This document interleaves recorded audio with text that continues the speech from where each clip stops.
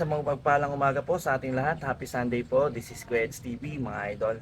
So isang tawag po ang ating natanggap at isang mensahe wala po sa ating kaibigan na si Ma'am Carlene, na isa lamang po sa bawat Pilipino na nagkakaroon po ng karamdaman.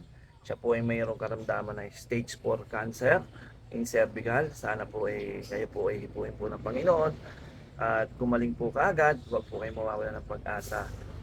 At wala pong imposible kay Lord. Yun nga po, si Ma'am Carlene nga po pala ay isang residente ng Barangay Paliwasan, San Miguel, Bulacan. Atin po siyang dadalawin at kukumustahin po para makapagbigay ng konting tulong mula po sa inyong lingkod at sa aking mga kaibigan. Sana po ay po tayo ng pagkakataon po para siya po ay makausap. Yun lamang po at magandang umaga po. This is Kuya Eds TV, mga idol, samahan niyo po ako. Guys, at magandang umaga po. Papunta na po tayo kay Ma'am Carlene, sa ating kaibigan na may isa lamang sa may mga sakit sa bawat Pilipino, ang cervical cancer. Kapasyalan po natin sila, kasama po ang team, si Kuya LG Moto at syempre ang pambansang Mami Burst 2.0, ang ating mga tropa. Kaya po salamat po sa Panginoon at pinagtagpo-tagpo po kami para po makapagbigay ng tulong sa bawat mamamayan dito sa bayan ng San Miguel. Yun lamang po at magandang umaga po. Magkita-kita po tayo dyan, Barangay Paliwasan. Let's go!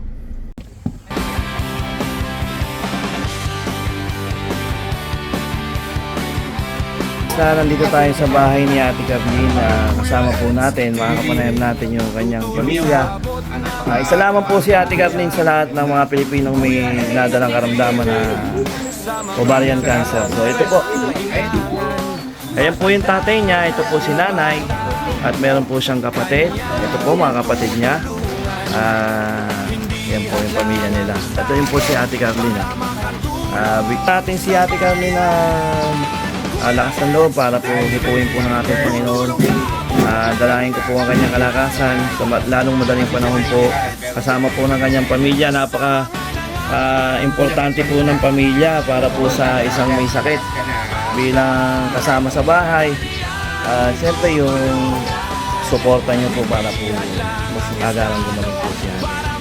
So yun lang po, ito po, this is Kuya Eds TV, mga idol. Magandang umaga po.